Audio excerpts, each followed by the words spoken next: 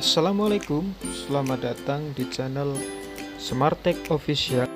Di kesempatan ini kita akan membahas tentang Samsung A20 yang terkunci akun Google. Caranya sangat mudah teman-teman ya. Teman-teman tinggal mengikuti langkah-langkah yang ada di video ini sampai selesai.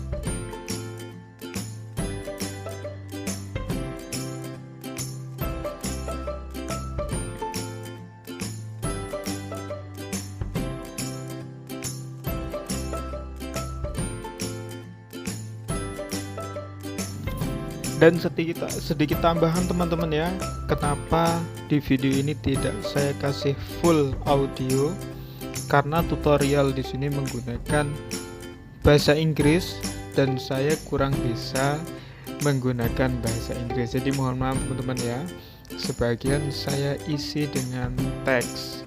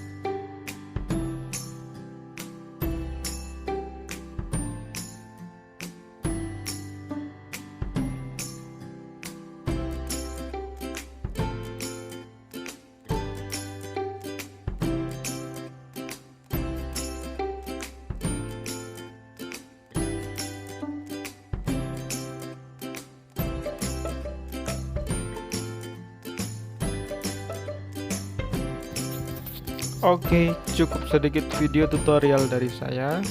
Semoga bermanfaat untuk teman-teman ya. Dan jika bermanfaat jangan lupa like, komen, dan subscribe agar saya bisa lebih semangat lagi untuk mengedit video. Wassalamualaikum.